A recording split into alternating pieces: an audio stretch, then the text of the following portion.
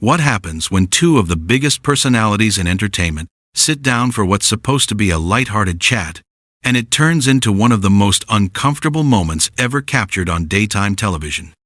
Gordon Ramsay, the chef known for his brutally honest critiques, walked onto the Clarkson show expecting the usual friendly banter. What he got instead was a confrontation that left the entire studio speechless, and you won't believe how it escalated. Before we get into this absolute train wreck of an interview, make sure you hit that subscribe button and drop a comment below telling me whose side you're on after you hear this whole story. The energy in the studio felt different from the moment Gordon walked out. Kelly greeted him with her signature smile, but there was something in her eyes that suggested this wasn't going to be the typical celebrity cooking segment. They settled into their seats, the audience applauding, completely unaware of what was about to unfold. Kelly started off seemingly casual. "So Gordon, I've been wanting to ask you something for a while now. You've built this entire empire on telling people their food is terrible, that they can't cook, that they should be ashamed of themselves. Does it ever bother you that you've made a career out of humiliating people?" The audience went quiet. This wasn't the usual softball question guests get on daytime talk shows. Gordon's expression shifted instantly. He leaned back in his chair, his jaw tightening. "I'm sorry, what?" Gordon's voice was measured, controlled, but you could hear the edge creeping in. "You think I've built my career on humiliation?" Kelly didn't back down. She leaned forward slightly. "Well, let's be honest. Kitchen nightmares, Hell's Kitchen, even MasterChef. The whole appeal is watching you tear people down. People tune in to see you scream and throw food across the room. That's the brand, isn't it?" Gordon's eyes narrowed. "No, Kelly, that's not the brand. That's what people who don't actually watch the shows think the brand is. I go into failing restaurants, failing kitchens, and I tell people the truth that no one else has had the guts to tell them. Because if someone had told them the truth earlier, maybe they wouldn't be on the verge of losing everything." "But you don't just tell them the truth," Kelly interrupted. "You belittle them. You mock them. I've seen episodes where grown adults are crying because of the things you've said to them." The audience was completely silent now. You could feel the tension radiating from the stage. Gordon sat forward, his voice rising slightly. "Yes, they cry. Do you know why they cry? Because they've been living in denial, Kelly. They've been serving rubbish food to customers, putting people's health at risk, and driving their businesses into the ground, and everyone around them has been too polite to say anything. I come in, and I hold up a mirror, and yes, sometimes that mirror shows them something they don't want to see. But you know what happens after those tears? They either step up and change, or they don't. And the ones who do, their lives are transformed." Kelly shook her head. "I just think there's a way to help people without destroying their confidence. You can be honest without being cruel." Gordon let out a short, bitter laugh. "Cruel? You want to talk about cruel? What's cruel is letting someone continue down a path that's going to destroy them. What's cruel is watching someone serve raw chicken to customers and not saying anything because you're worried about hurting their feelings. I've seen people get sick from the food served in some of these restaurants, Kelly, so forgive me if I don't sugarcoat my words when someone's serving up food poisoning on a plate." The audience was split. Some people were nodding along with Gordon, others looked uncomfortable. Kelly pressed on. "But it's not just about the food safety, is it? It's about the spectacle. It's about the drama. You've admitted in interviews that you play it up for the cameras. So which is it, Gordon? Are you genuinely trying to help people, or are you just giving audiences what they want to see?" Gordon's face flushed red. Now his famous temper was starting to show. "Oh, so now you're going to tell me how I do my job? That's rich coming from someone who's made millions singing other people's songs." Kelly's eyes widened. "Excuse me?" "You heard me," Gordon continued, his voice cutting. "You want to sit here and judge how I've built my career? Let's talk about yours. You won a talent show 20 years ago, and you've been coasting on that ever since. At least I've actually created something. I've built restaurants, Trained chefs? Written books? What have you done, besides cover songs and host talk shows? The audience gasped.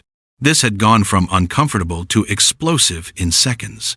Kelly's face was a mixture of shock and anger. That is incredibly disrespectful, she said, her voice shaking slightly. I invited you here as a guest, and you're going to sit here and diminish everything I've worked for? No, Gordon shot back. You invited me here to ambush me. You invited me here to lecture me about my career, and now you're upset that I'm pushing back?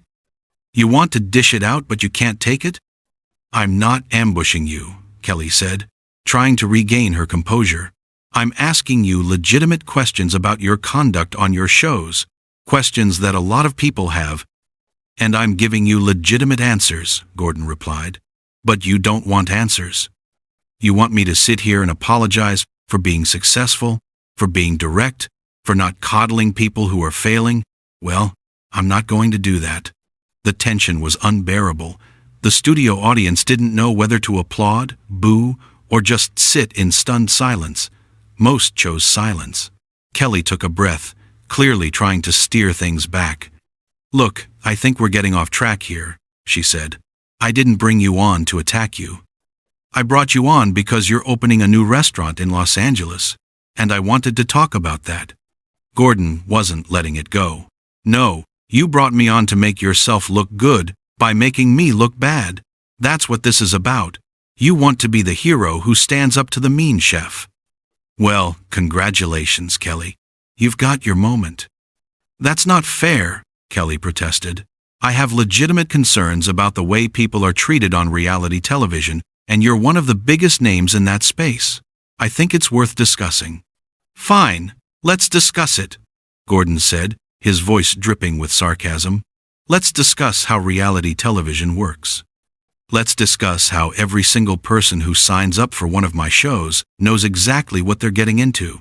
They sign contracts, they're briefed, they understand the format. No one is forced to be there. And you know what? Most of them are grateful for the opportunity. Most of them thank me for changing their lives. But you don't want to talk about that, do you? I do want to talk about that, Kelly insisted. But I also want to talk about the people who come away from those experiences traumatized. Traumatized? Gordon's voice rose again. You think getting yelled at in a kitchen is traumatic? Do you have any idea what real trauma is? These are adults, Kelly.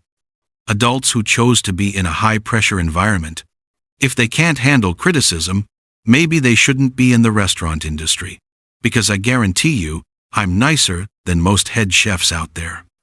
The conversation was spiraling, and neither of them seemed willing to back down. Kelly's producer was probably having a heart attack in the control room, but she wasn't done. Actually, Gordon, let's talk about that. Let's talk about the restaurant industry. Because I've heard stories from people who've worked in your kitchens, people who've said the environment is toxic, that the pressure you create isn't about excellence, it's about ego. Gordon's laugh was sharp, humorless. Toxic? You want to talk about toxic work environments? The restaurant industry is one of the most demanding fields in the world.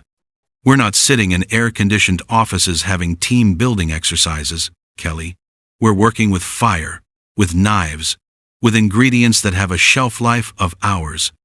One mistake can ruin an entire service. One health code violation can shut down a business. So yes, I demand excellence. Yes, I have high standards.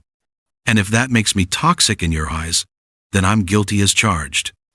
But there's a difference between high standards and abuse, Kelly countered. There are chefs who maintain excellence without screaming at their staff, without throwing plates, without making people feel worthless. Name one, Gordon challenged. Name one chef at my level who's built what I've built without being demanding. Go ahead, I'll wait. Kelly paused, clearly not expecting to be put on the spot. That's not the point. The point is that your behavior has been normalized because of your success. And now, there's a generation of chefs who think that's how you're supposed to treat people in a kitchen. Good, Gordon said flatly, because maybe that generation will understand that mediocrity isn't acceptable. Maybe they'll understand that When you're responsible for people's dining experience, for their health, for their special occasions, you don't get to be lazy. You don't get to cut corners. So everyone who doesn't meet your standards is lazy? Kelly's voice was incredulous. That's your take? Everyone who makes excuses is lazy, Gordon clarified. Everyone who blames their tools, their ingredients, their staff, instead of looking in the mirror, yes, they're lazy.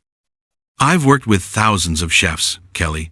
The ones who succeed are the ones who take responsibility and push through. The ones who fail are the ones who crumble at the first sign of pressure.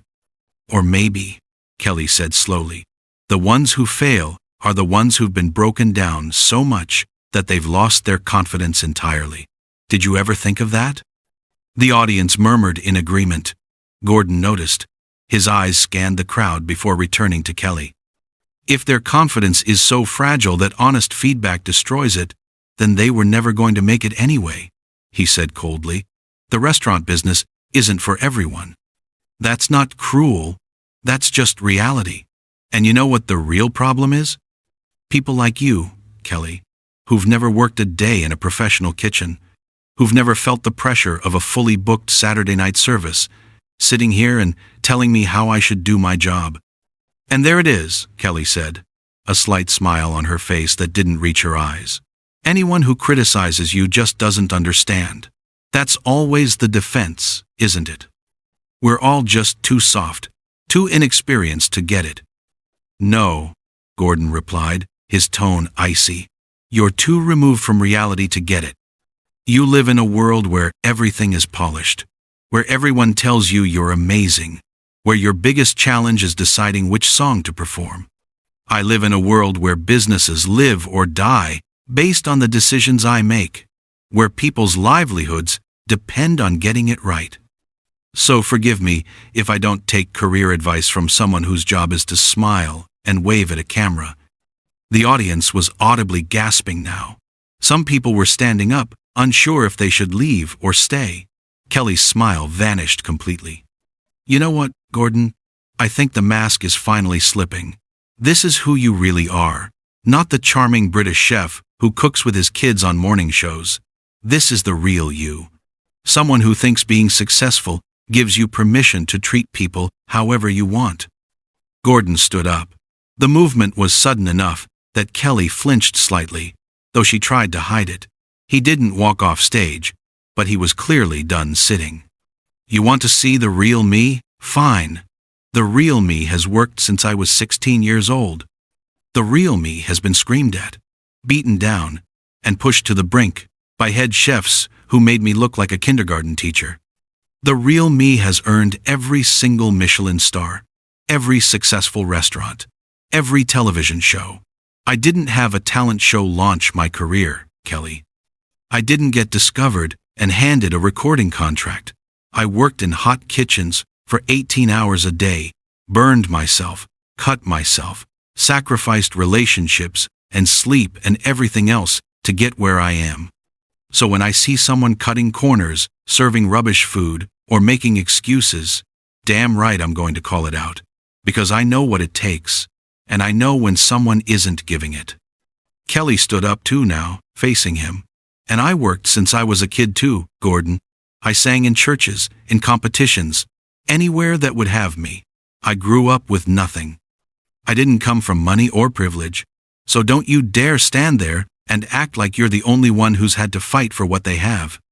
The difference between us is that I got where I am without crushing other people on the way up. Oh please, Gordon scoffed. You're on daytime television, Kelly. Your job is to be nice, to be relatable, to sell products during commercial breaks. My job is to maintain standards at the highest level of cuisine in the world. We're not the same. You're right, Kelly shot back. We're not the same, because I actually care about the people I work with. I don't view them as expendable stepping stones to my next success. Neither do I, Gordon said, his voice dropping dangerously low.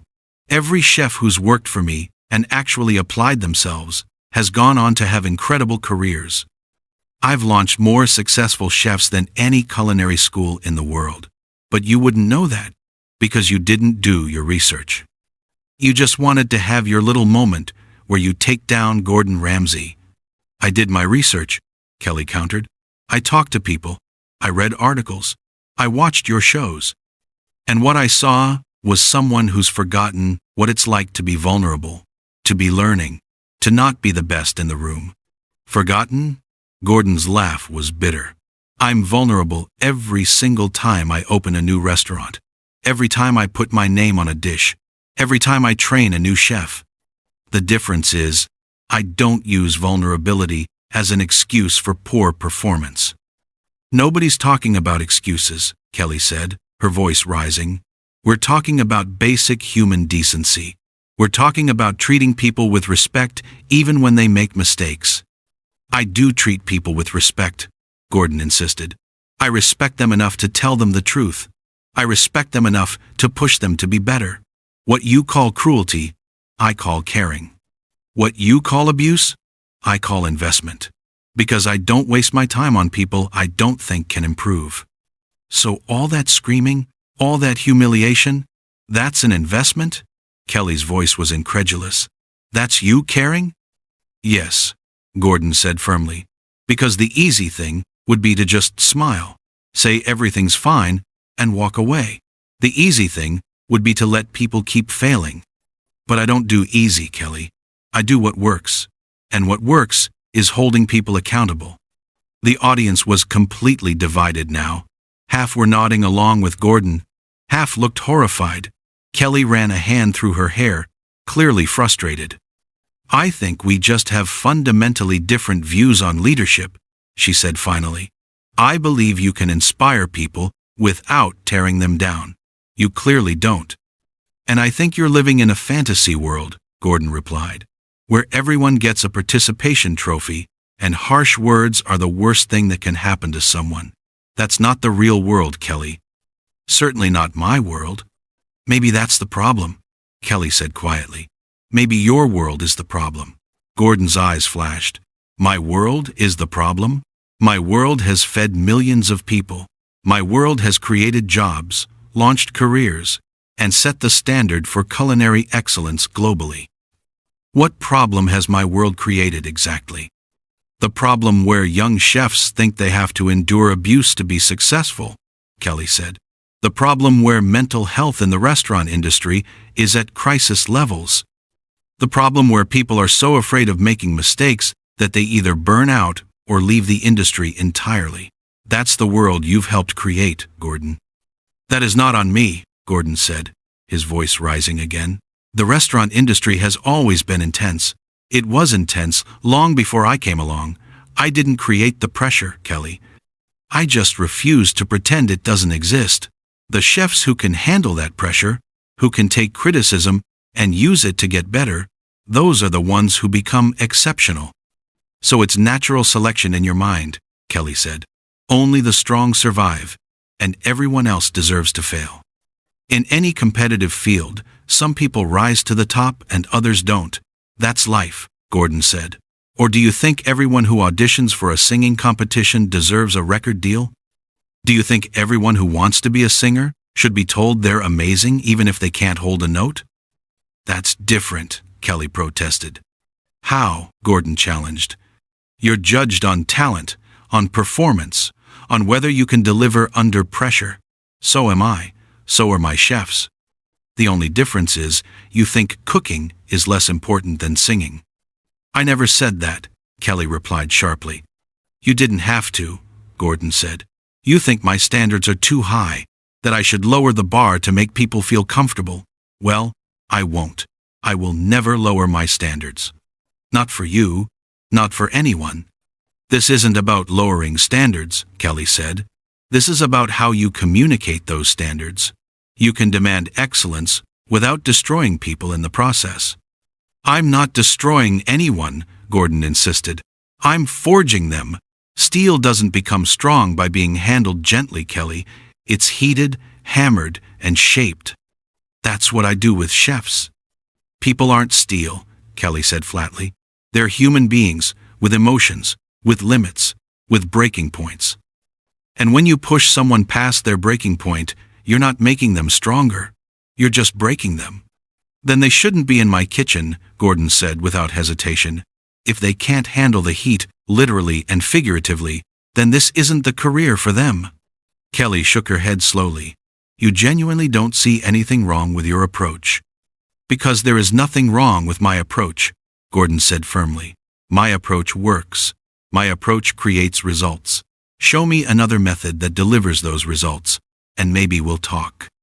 How about treating people like human beings? Kelly offered. How about creating an environment where people feel safe to learn without fear of being humiliated? Gordon laughed, a harsh sound. Safe to fail? One person fails to cook chicken properly, someone gets salmonella. One person fails to check for allergens, someone goes into anaphylactic shock. There is no room for comfortable failure in my world, Kelly. The stakes are too high. Nobody's saying people should be careless, Kelly said. We're talking about how you treat people when they make mistakes. I treat them exactly as the situation demands, Gordon replied. If it's negligence, if it's carelessness, if it's someone not giving a damn, then yes, they hear about it, loudly. Or maybe you've been doing this for so long that you can't imagine another way, Kelly said quietly. Maybe you've built your entire identity around being the tough guy, the chef everyone fears. And now you're in too deep to change, even if you wanted to. That struck something. Gordon's face changed, just for a moment, before the mask came back. I don't need to change, he said, his voice quieter now. What I do works. For you, Kelly said. It works for you, Gordon. But what about everyone else? What about the people who work for you? Does it work for them? Ask them, Gordon said. Go ask any chef who's worked in my kitchens and succeeded. Most of them will tell you it was the best thing that ever happened to their careers. And the ones who didn't succeed? Kelly pressed. The ones who left the industry entirely? The ones who developed anxiety? Depression? Do they count? Of course they count, Gordon said, something shifting in his voice. But I can't save everyone, Kelly. I can't make everyone a great chef. Some people just don't have what it takes. And that's not my fault. Nobody's saying it's your fault that not everyone succeeds, Kelly said. But the way you treat people along the way, that is your responsibility. The impact you have on their lives, that's on you. Gordon was quiet for a moment. The studio was silent. You know what the worst part about this conversation is? He finally said. You think you have any right to judge me when you've never done what I do. You've never been responsible for a 3-Michelin star restaurant. You sit here in your comfortable talk show and you judge people like me who are actually in the arena, who are actually fighting to maintain standards. And you act like being successful gives you permission to treat people however you want, Kelly replied. Like your achievements excuse your behavior. They don't, Gordon. I'm not apologizing for who I am or how I've built my career, Gordon said. You wanted the real me, Kelly. This is it. Gordon grabbed his microphone pack, unclipping it. I think we're done here. Running away? Kelly asked. I'm leaving because this stopped being an interview, Gordon said, his voice cold. This became a trial, and I'm not interested in being prosecuted by someone who doesn't understand the first thing about my industry. I understand that respect matters, Kelly said. I understand that how you treat people matters, and I understand that no amount of success justifies cruelty. Gordon paused at the edge of the stage. Then you understand nothing, he said. He walked off. The audience didn't know whether to applaud or boo. Most just sat there, stunned. Kelly stood alone on stage, visibly shaken but trying to maintain composure. Well, she said, her voice unsteady, that was certainly something. I know that was intense, but this is exactly the kind of conversation we need to be having. About how we treat people, about what we normalize, about the cost of success. The audience applauded. This wasn't how these things were supposed to go. This had been raw, uncomfortable, and brutally honest from both sides. So there you have it. Gordon Ramsay and Kelly Clarkson. Two successful people with completely opposite views on how to achieve that success. Who was right? That depends on what you value more. results or relationships, excellence or empathy? Make sure to subscribe if you want more breakdowns of the wildest moments in entertainment. And comment below with your answer to this question: whose side are you on, Gordon's or Kelly's, and why?